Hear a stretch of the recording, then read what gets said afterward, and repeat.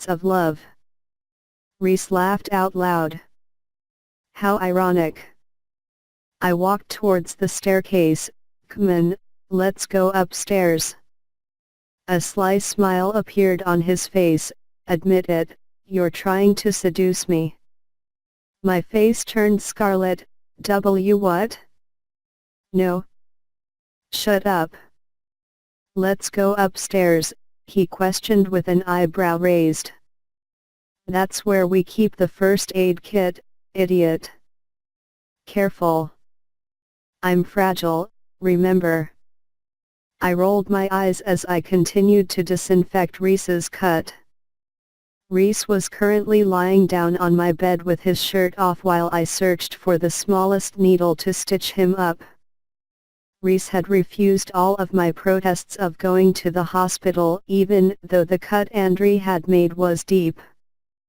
Fortunately, it wasn't deep enough to cause any serious damage or extreme loss of blood, but it still caused him pain even though he was trying his best to act like it was nothing. Are you sure about this? I asked for the billionth time. Reese let out a sigh of frustration.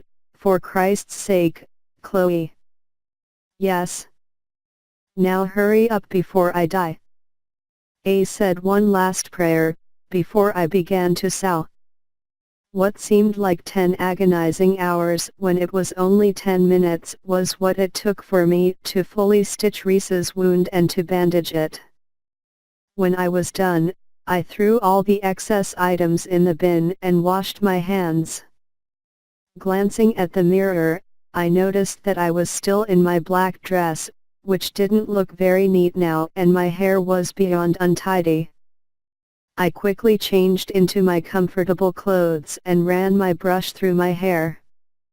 Once satisfied, I walked back into my bedroom and sat on the side of my bed. Reese moved over a bit and let me have some more space. A thought suddenly occurred to me. What were you doing at Tyler's party? Reese looked up at me in misperception. That was Tyler's party. You didn't know that? Nope. Well, you obviously weren't invited, so what were you doing there? Reese smirked. You see, Chloe, I don't attend parties, I crash them. How badass. Exactly. A moment of silence passed before Reese spoke of what was on his mind. What were you doing at Tyler's party? Welcoming death. I muttered. Reese's lips broke into a smile, and then Reese Carter shows up like a knight in shining armor and saves the day. What a legend. I chuckled silently to myself. Reese Carter, my hero. Thank you. I whispered quietly. He sent me an adorable crooked smile. Don't sweat about it. I played with my fingers as I thought about all of today's events. It had all been fully hectic, with that almost kiss with Charlie, the party man-whore Tyler, and finally psychotic Andre. I asked for a night to remember well. I was definitely given a night to never forget. Suddenly, Reese's jaws locked as he let out a grunt of pain through his clenched teeth. I quickly grabbed the ice pack I had brought out of the freezer and laid it on his stomach, trying my best not to be distracted by his six-pack. His impressive, stone-hard, well-defined six-pack. You're looking at me like a fat kid looks at cake. Shut up. No, I'm not. He chuckled and we lapsed into a comfortable silence, before Reese spoke again. Hey, Reese's hand brushed over mine, instantly firing sparks up my arm. His dark, messy hair fell just above his piercing green eyes, instantly enchanting me. So, you know that really hot guy? That sexy beast that looks like me, dresses like me, and even sounds like me. He looked away and towards my window, not waiting for my reply. His playful side was gone. Yeah, well, I've been talking to him and he wants you to know that he's sorry for being such a jerk to you, that you didn't deserve it, and that although his IQ is 157, he was pretty stupid for not being able to see that you were just trying to help. It took me a while to get my head together. I blamed it on how hard my head hit the brick wall tonight. Reese Carter just apologized to me. Wow.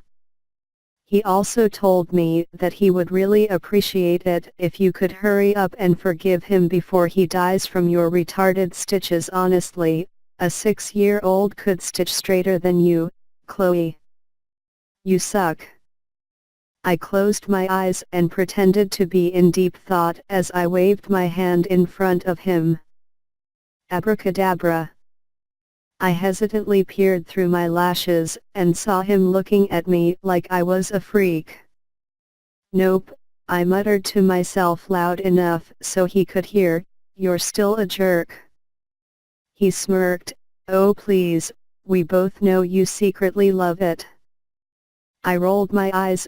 "Yeah, okay, whatever helps you sleep at night." "A good night kiss," Reese suggested. "Are you asking me to kiss you, Reese?" "No, I just said a good night kiss helps me sleep at night." "I never said I wanted you to kiss me. Of course, if you want to kiss me, I wouldn't stop you," he trailed on, looking very amused. "All you have to do is ask," I replied coolly. Reese closed his eyes and I watched as his eyebrows creased. A moment later he opened them, revealing his famous cocky, narcissistic smile. "Oops, I did it again." I raised a brow. "Did what?" He ran his fingers through his hair. "I played with your heart, got lost in the game." "Wait, hold on a minute. I made you believe we're more than just friends." I covered his mouth with my hand to shut him up. "Are you quoting a Britney Spears song?" He nodded before taking my hand off his face and flashed his $1,000,000 smirk. "TCC, Chloe." TCC. Chapter 20. The next morning, I woke up with someone's arm around me. I slowly opened my eyes and found my breath caught in my throat when my gaze fell onto Reese's sleeping face.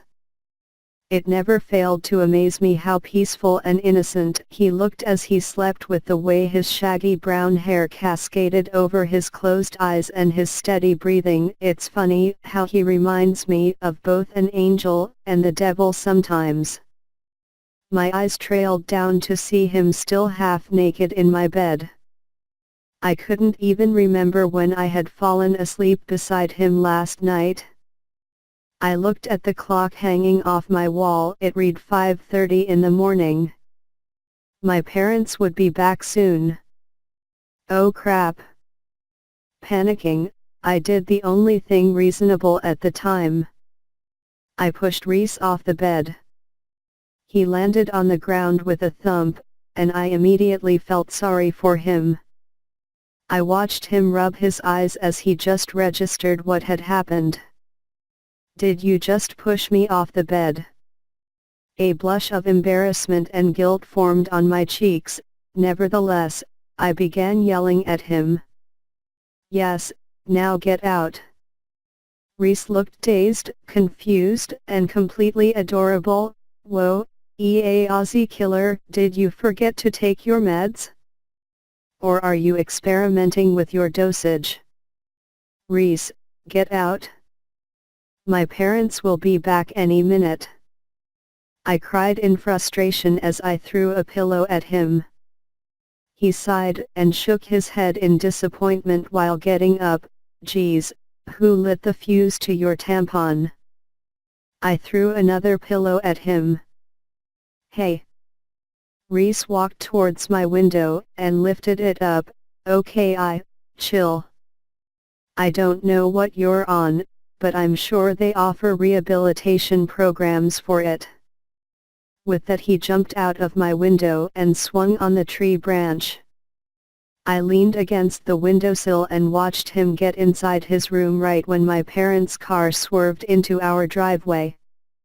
I let out a sigh of relief, that had been really close. "What do you mean you're going to Cambodia?" I exclaimed while watching my parents pack their bags. My mum frantically folded her clothes and asked my dad to help her zip up the luggage. "We've both been asked to go there and help treat children and families that have extreme medical conditions. Our flight is in an hour, we'll be back in 2 weeks. I'm so sorry this is all so sudden, baby. But what about me? Am I staying here alone for 2 weeks? Who's going to cook dinner for me? I could just barely manage to make toast without it burning." "Don't be silly, did you really think we would leave you without an adult looking after you? I mean, you'd starve to death. No offense, honey, but you can't even make 2-minute noodles if your life depended on it." I ignored her comment. "So what's going to happen?" I asked them as I followed them down the stairs where they checked if they hadn't forgotten anything. "You're staying with Aurora."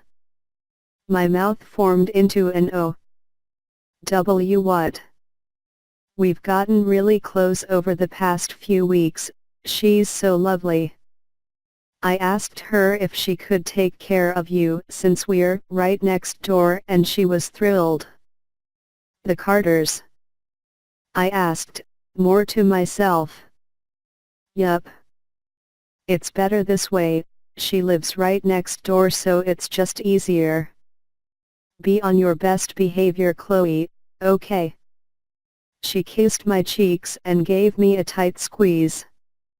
I hugged my dad, who had remained silent this whole time. He's not much of a talker, my dad. Mum gave me more details and instructions on what to do and where to go. I just stood there, nodding my head, saying, "Yeah, okay, yup, right, okay, yes, okay, all right, I will, okay, I know, bye Mum."